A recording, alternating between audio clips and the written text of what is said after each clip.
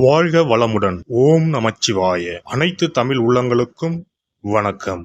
நிகழும் ஸ்ரீ மங்களகரமான சோபகிருது ஆண்டு மார்ச் மாதம் 14ஆம் தேதி வியாழக்கிழமை அன்று சதுர்த்தி திதியில் பரணி நட்சத்திரத்தில் வைத்ருதி நாம யோகத்தில் சித்தயோகம் கூடிய நன்னாளில் இந்த மகத்தான பங்குனி மாதம் பிறக்கிறது. பிறக்கும் இந்த பங்குனி மாதத்தின் கிரக நிலைகளை பார்க்கும்போது மேசத்தில் குரு பகவானுடன் இணைகிறார் சந்திர பகவான். கன்னி ராசியில் கேது பகவானும் மகர ராசியில் செவ்வாய் பகவானும் உள்ளனர். சூரிய பகவான், புதன் பகவான், ராகு பகவான் மீன ராசியில் சஞ்சாரம் செய்கின்றனர். கும்பராசியில் சனி பகவானுடன் சுக்கிரன் உள்ளார். இம்மாத கிரக பெயர்ச்சி என எடுத்துக்கொண்டால் செவ்வாய் பகவான் மகரத்தில் இருந்து கும்பராசிக்கு பெயர்ச்சி அடைகிறார். சுக்கிர பகவான் கும்பத்தில் இருந்து மீனராசிக்கு பெயர்ச்சி அடைகிறார். சந்திர பகவானை பொறுத்தவரை மேசத்தில் ஆரம்பித்து 2.25 நாட்கள் வீதம் 12 ராசிகளை கடந்து ரிஷபத்தில் அமர்ந்து பலன்களை தரப்போகிறார். இம்மாத சிறப்பாக குரு பகவான் நீச நிலையில் இருந்து வக்ர நிலைக்கு மாறுகிறார். இதன் காரணமாக உச்ச பலன்களை அள்ளி தரப்போகிறார் குரு பகவான். இந்த கிரக அமைப்பினால் உங்கள் வாழ்வில் ஏற்படக்கூடிய சுப மற்றும் அசுப பலன்கள் என்ன என்பதனையும், அசுப பலன் ஏற்படுமாயின் ராசிக்காரர்கள் செய்ய வேண்டிய பரிகாரம் என்ன, வழிபட வேண்டிய தெய்வம், வழிபடும் முறை என்ன என்பதனை பற்றி விரிவாக காண்போம். பிறக்க போகும் இம்மாதம் உங்கள் வாழ்வில் வளமும் நலமும் செல்வ செழிப்பும் பெற்று வாழ்வின் உயரிய நிலையை அடைய எல்லாம் வல்ல எம்பெருமானை வேண்டி விரும்பி கேட்டுக்கொள்கிறேன். மேசராசி அன்பர்களே, இந்த மாதம் செலவுகள் கூடும். வாகனங்களால் செலவுகள் உண்டாகும். மனதில் வீண் குழப்பங்கள் ஏற்பட்டு நீங்கும். நெருக்கடியான சந்தர்ப்பத்தில் உதவிகள் கிடைப்பது கடினமாக இருக்கும். எந்த காரியங்களில் ஈடுபட்டாலும் மன தடுமாற்றம் இல்லாமல் இருப்பது நல்லது. தொழில் வியாபாரம் தொடர்பாக பயணங்கள் சென்று வர வேண்டி இருக்கும். வியாபாரம் தொடர்பான செலவுகள் அதிகரிக்கும். உத்தியோகத்தில் இருப்பவர்கள் வீண் அலைச்சலை சந்திப்பார்கள். குற்றச்சாட்டுகளுக்கும் ஆளாகலாம். கவனம் தேவை.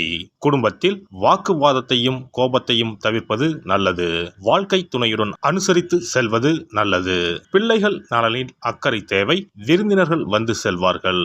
பெண்களுக்கு மன தடுமாற்றம் இல்லாமல் எதையும் செய்வது நல்லது.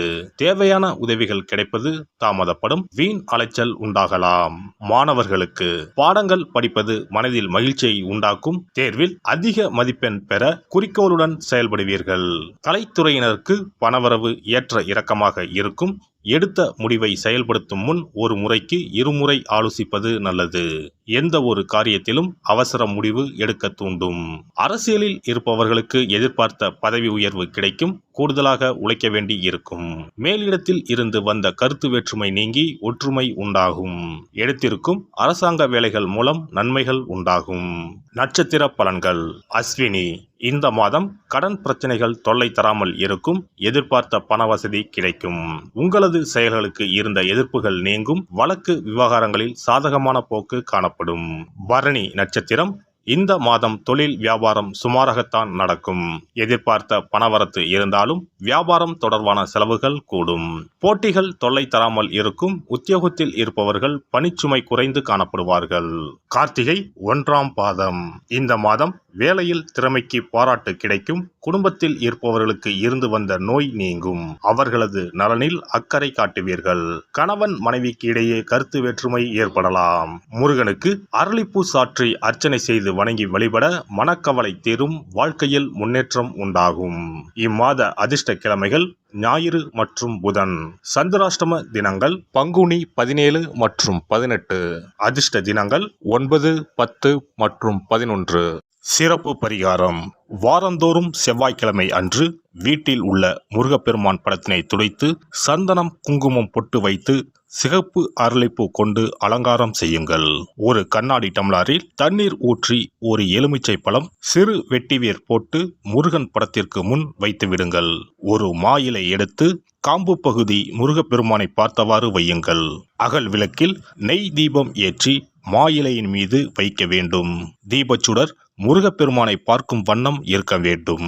கண்களை மூடி முருகப்பெருமானை மனமாற வேண்டி உங்கள் வேண்டுதல்களை வையுங்கள். பூஜை முடிந்த பிறகு அடுத்த நாள் டம்ளரில் உள்ள எலுமிச்சை பழத்தை உங்கள் வீட்டை சுற்றி திருஷ்டி கழித்து போட்டு விடுங்கள். 6 வாரங்கள் வரை இந்த வெட்டி வேரை மாற்ற தேவையில்லை. இவ்வாறு செய்து வழிபட்டு வர குடும்பத்தில் உள்ள எப்படிப்பட்ட கஷ்டமாக இருந்தாலும் அந்த கஷ்டத்திற்கு தீர்வு கிடைக்கும். நம்பிக்கை இல்லாமல் எந்த ஒரு வழிபாடும் செய்யக்கூடாது. நம்பிக்கையோடு செய்யும் பட்சத்தில் கைமேல் பலன் கிடைக்கும். ஒரு முறையாவது குலதெய்வத்தையும் இஷ்ட தெய்வத்தையும் குடும்பத்தோடு சென்று ஒரே நாளில் தரிசனம் செய்து வாருங்கள். தடைபட்டு வந்த சுப காரியங்கள் இனிதே நடந்தேறும். இனி பங்குனி மாத சிறப்புகளும் வழிபாட்டின் பலன்களும் என்ன என்பதனை பற்றி காண்போம். பங்குனி மாதம் என்பது வழிபாட்டுக்கு உரிய மாதம். பங்குனி மாதம் வணங்குவதற்கும் பூஜைக்கும் உரிய மாதமாகும். ஒவ்வொரு மாதத்திலும் ஒவ்வொரு நட்சத்திரத்திற்கு முக்கியத்துவம் கொடுத்து விழாக்கள் நடத்துவது வழக்கம். ஆனால் பங்குனி உத்திர நட்சத்திரத்திற்கு மற்ற நட்சத்திரங்களை விட அதிக மகத்துவம் உண்டு. தெய்வ திருமணங்கள் அதிகம் நடைபெற்ற மாதம் பங்குனி மாதம். மாதங்களில் 12வது மாதம் பங்குனி, நட்சத்திரங்களில் 12வது நட்சத்திரம் உத்திரம். 12வது மாதமான பங்குனியும் 12வது நட்சத்திரமான உத்திரமும் இணையும் புனித நாள் பங்குனி உத்திரம் என்று கொண்டாடப்படுகிறது. எனவே பங்குனி மாத உத்திரத்தின் சிறப்புகள் அதிகம். பங்குனி உத்திர நாளில் அனைத்து ஆலயங்களிலும் சிறப்பு வழிபாடுகள் நடைபெறும். கிராம கோவில்களில் அக்னி சட்டி ஏந்துதல், பூஜைகள் விமர்சையாக நடைபெறும். எண்ணற்ற ஆலயங்களில் சுவாமி அம்பாள் திருக்கல்யாணம் நடைபெறும். சிலருக்கு கைகூடாமல் திருமணம் தள்ளி போனால் பங்குனி உத்திர நாளில் விரதம் இருந்து இறைவனை வழிபட்டால் வெகு சீக்கிரம் திருமணம் கைகூடும் என்பது ஐதீகம். அதோடு காதலிப்போர் மனதுக்கு பிடித்தவரை கரம் பிடிக்கவும் பங்குனி உத்திர விரதம் இருப்பது மிகுந்த பலனை கொடுக்கும். பங்குனி உத்திரம் கல்யாண விரதம் என்றும் அழைக்கப்படுகிறது. 8 வகையான மகா விரதங்களில் கல்யாண விரதமும் ஒன்று.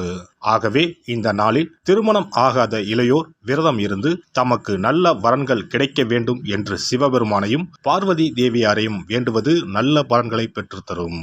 இத்தினத்தில் மேற்கொள்ளும் விரதம் மிகவும் விசேஷமானது. நீண்ட நாள் ஒற்றுமையுடன் வாழ விரும்பும் தம்பதியர் விரதம் இருந்து சிவனுக்கும் சிவ பார்வதிக்கும் அபிஷேகம் செய்வார்கள். இந்த விரதத்தை முருகனை வேண்டியும் செய்யலாம். அதோடு அன்னதானம், வஸ்திரதானம் செய்வதும் சிறப்பானது. ஜாதக தோஷத்தால் திருமணம் தடைப்பட்டவர்கள் வழிபாடு மேற்கொள்ளவும் சிறந்த நாள் இதுவாகும். செவ்வாய் தோஷம் காரணமாக திருமண தடைகளை சந்திப்பவர்களுக்கு பங்குனி உத்திரத்தன்று முருகனை மனமுருகி வணங்கினால் திருமண தடைகள் நீங்கி திருமணம் சுபமாக முடியும். குழந்தை பேரில்லாமல் தவிப்பவர்கள் பங்குனி மாத விரதம் இருந்து அம்மன் கோவில்களுக்கு சென்று வழிபட அந்த அம்மனின் அனுக்கிரகத்தால் நிச்சயம் புத்திர பாக்கியம் கிடைக்கும். தொழில் மற்றும் வியாபாரங்களில் ஈடுபடுபவர்கள் தமிழ் வருடத்தின் கடைசி மாதமான பங்குனி மாத தினத்தில் திருஷ்டி பூசணிக்காய் வாங்கி உங்கள் வியாபார இடங்களை திருஷ்டி கழித்து அதற்குரிய நேரத்தில் உடைக்க வேண்டும். இப்படி செய்வதால் உங்களுக்கு இந்த ஆண்டு ஏற்பட்ட தோஷங்கள் அனைத்தும் நீங்கும். பங்குனி உத்திர நன்னாளில் நம்மால் முடிந்த அன்னதானங்களை செய்வது மிகுந்த புண்ணியம் தரும். எலுமிச்சை சாதம் அல்லது தயிர் சாதம் அல்லது சர்க்கரை பொங்கல் என அன்னதானம் செய்யலாம். அதேபோல் நம்மால் முடிந்த அளவுக்கு மஞ்சள், சரடு, குங்குமம், கண்ணாடி என மங்கள பொருட்களை பெண்களுக்கு வழங்குவது விசேஷ பலன்களை கொடுக்கும். முருகப்பெருமான் நமக்கு இதுவரை இருந்த காரிய தடைகள் அனைத்தையும் களைந்து நமக்கு நல்வழி காட்டி அருளுவார். பங்குனி மாதத்தில் அனைத்து நாட்களிலும் கோவிலுக்கு சென்று வருவது மிக்க பலனை தரும். மேலும் செல்வ செழிப்புடன் வாழ்வதற்கு உதவும். எல்லாம் வல்ல இறையருளால் நீங்களும் உங்கள் அன்பு குடும்பமும் உடல் நலம், நீலாயுள், நிறை செல்வம், உயர் புகழ், மெய்ஞானம் ஓங்கி வாழ்க வளமுடன். இந்த வீடியோ பதிவு உங்களுக்கு பிடித்திருந்தால் லைக் பண்ணுங்க, கமெண்ட் பண்ணுங்க, ஷேர் பண்ணுங்க, மறக்காம சப்ஸ்கிரைப் பண்ணுங்க, பக்கத்துல இருக்கிற பெல் பட்டனை கிளிக் பண்ணுங்க. நன்றி, வணக்கம். ஓம் நமச்சிவாய. சிவாய நம.